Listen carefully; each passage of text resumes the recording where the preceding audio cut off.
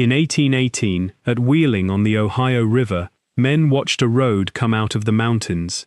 It had started in Cumberland, Maryland, years earlier, and crossed the Alleghenies by muscle, by picking striking clay, by crowbars prying loose rock, by shovels lifting earth one load at a time, by hammers breaking stones small enough to lie tight beneath iron-rimmed wheels. Before there were asphalt spreaders, before there were motor graders, before blacktop unrolled across the continent in steaming ribbons, there were men who had to carry the idea of a road on their backs and then force it into the ground.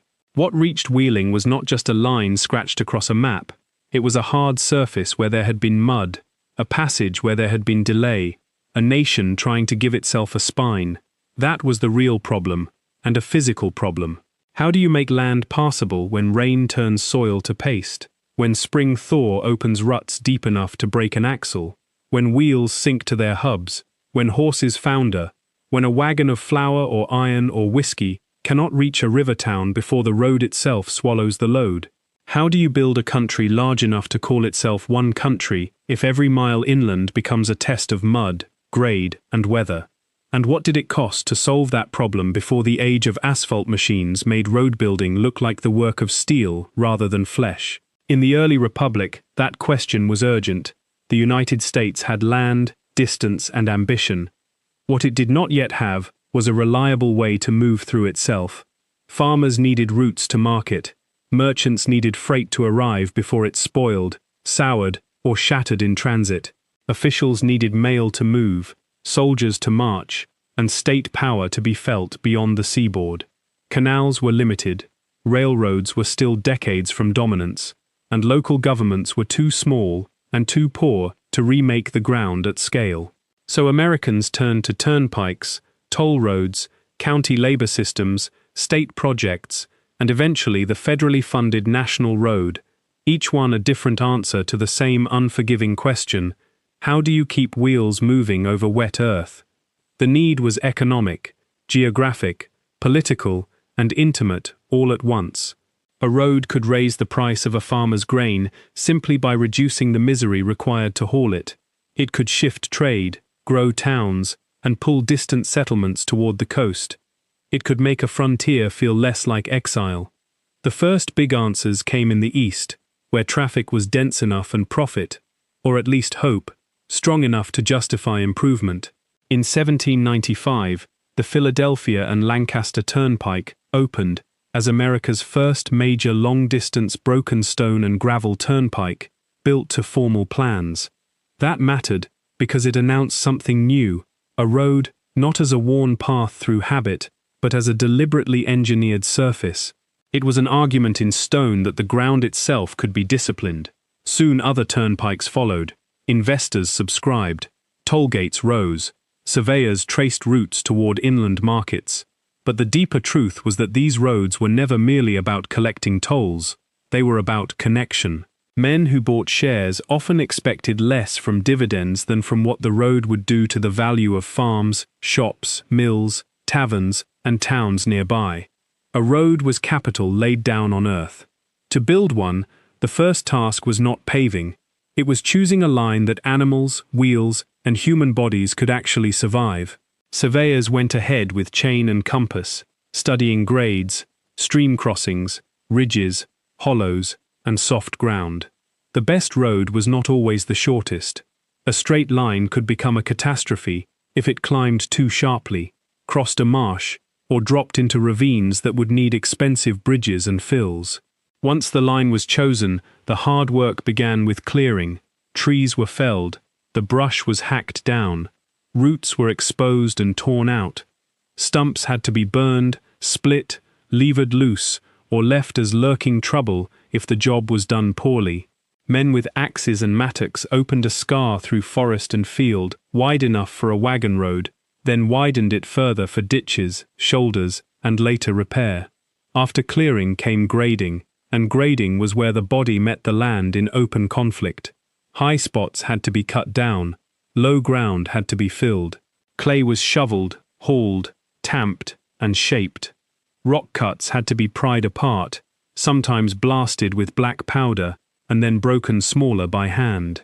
In swampy country, Men laid logs side by side across the mire, making corduroy roads that kept wagons from sinking, but punished every wheel and every spine that crossed them. In regions that could afford timber more easily than stone, plank roads briefly promised a smoother answer. Long boards spiked over timber stringers, fast to lay, handsome at first, and often doomed by rot, frost, and heavy traffic. Where permanent improvement was possible, however, the true enemy was water. Water loosened the soil, deepened the rut, froze, expanded, and broke apart what had seemed solid the day before. So a good road had to shed water. That meant a crowned surface, highest at the center and falling toward the edges, with side ditches to carry runoff away. It meant culverts beneath the roadway, bridges across streams, and constant vigilance against the simplest force in the landscape, rain going downhill. If you care about how the physical world was actually built, subscribe now, because this is the part history too often smooths over. Roads were never just routes. They were drainage systems disguised as transportation. The great improvement in the early 19th century was not beauty but method. John Loudon McAdams' principles, adapted in America and spread by engineers, turnpike companies, and state projects, seemed almost modest. No giant foundation stones, no heroic slabs. Instead, shape the roadbed properly, raise it for drainage, dig the ditches, and cover the surface with layers of broken stone of controlled size, so the pieces knit together under pressure into a hard, water-shedding crust. It was a revolution in restraint.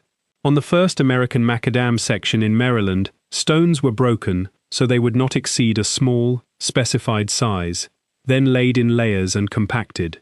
The method sounds simple because every elegant solution sounds simple after somebody has paid dearly to discover it. But simplicity did not mean ease. It meant thousands upon thousands of hammer blows. Picture one of those crews in western Maryland in the 1820s. Dawn has not yet burned the damp from the fields. A wagon arrives from the quarry with rock piled in its bed. Men jump down stiff from the ride. One takes a pick to the shoulder where yesterday's rain has slumped earth into the ditch. Two more set stones upright and strike them with short hammers, again and again, reducing each piece until it fits the engineer's demand. Another uses a rake to spread fragments across the roadbed. A teamster curses softly as horses strain against traces, dragging a roller or hauling more material forward. Someone shoulders a shovel and walks the line, filling hollows where the surface will fail first if left thin. There is dust in dry weather, mud in wet weather, and in both cases, a weight that never leaves the hands for long. The tools are ordinary, the work is not. Most of the men who did it have disappeared into the category of labor, which is one of the coldest words in the language, because it can hide so much pain inside a single syllable. Some were hired hands, some were immigrants, some were local men working under road duty laws that required citizens to give days of labor maintaining public roads. In slave states, enslaved people were often forced into road work and related hauling and grading. Later, in parts of the South, convict labor would become part of the story as well, binding transportation improvement to coercion and punishment. The records preserve contracts, appropriations, mileage, and arguments over routes more faithfully than they preserve the bodies that absorbed the effort. But the body was always central. Roadwork tore the palms, shook the shoulders, swelled the back, burned the eyes with lime and dust, soaked boots in ditch water, and punished knees on uneven ground. It was heavy work in heat, cold work in rain, and dangerous work whenever rock shifted, blasting misfired, or a loaded wagon lurched where the road edge gave way. And the work did not end when the road opened. That is one of the oldest illusions in infrastructure, the belief that completion means peace. A pre-asphalt road began to die the moment traffic touched it. Iron tires ground the surface loose. Hooves pounded the crown flat. Storms filled ditches with debris. Spring mud attacked the weak spots first, then widened them.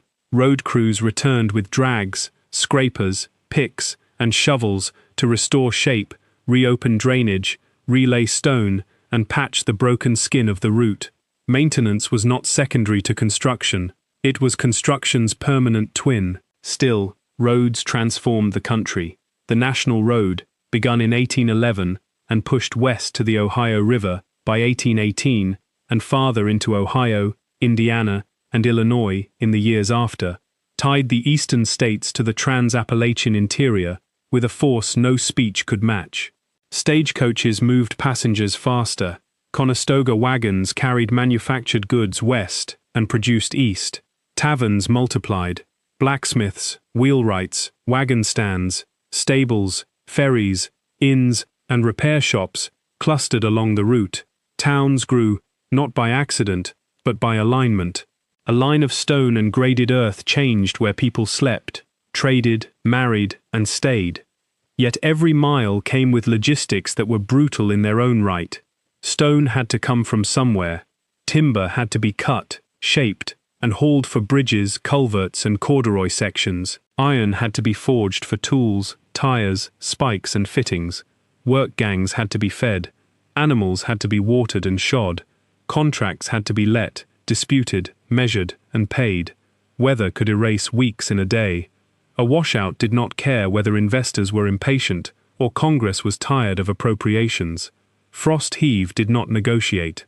Even financing was a kind of labor, political labor, the exhausting process of persuading legislatures, stockholders, counties, and taxpayers that a road disappearing beneath wagons and weather was still worth more money than it seemed to deserve.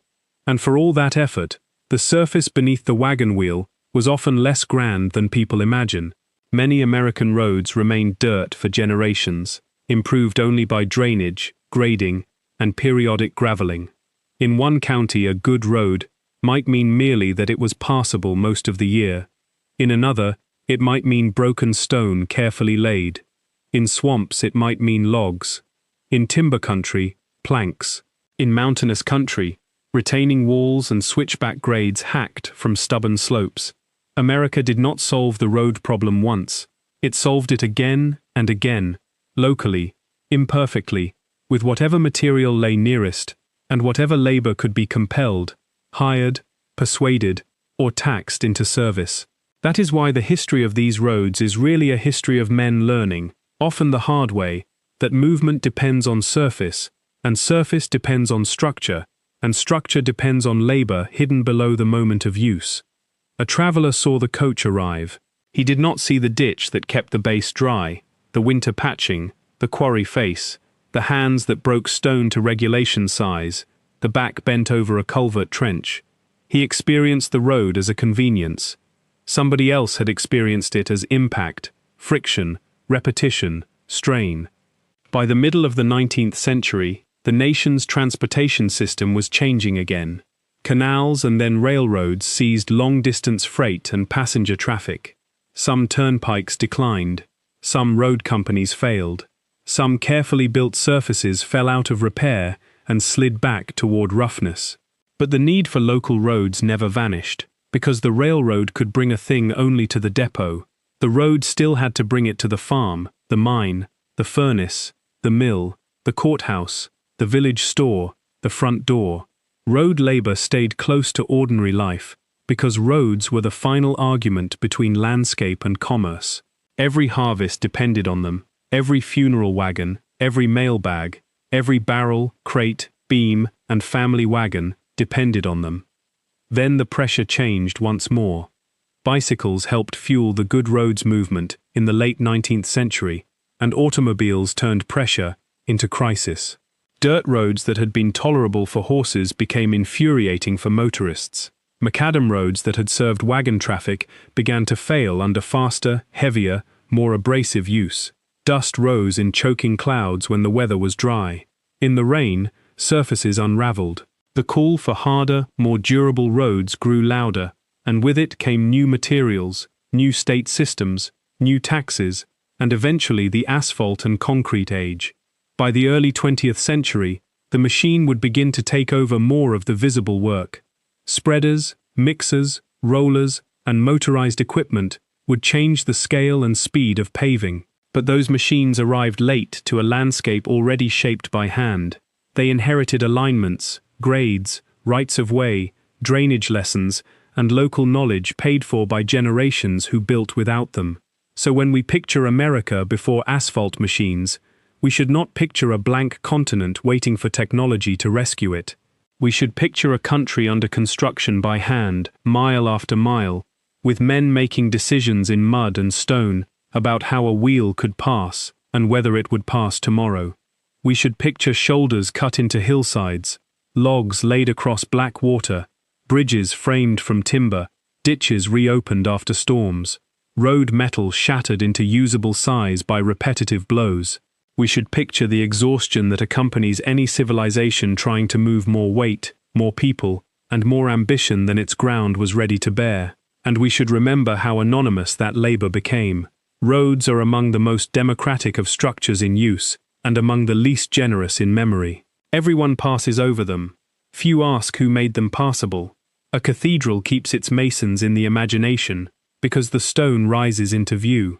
A road disappears into utility. Its greatness lies in being stepped on. Its workers vanish even faster. Their best work became the condition of somebody else's ordinary day.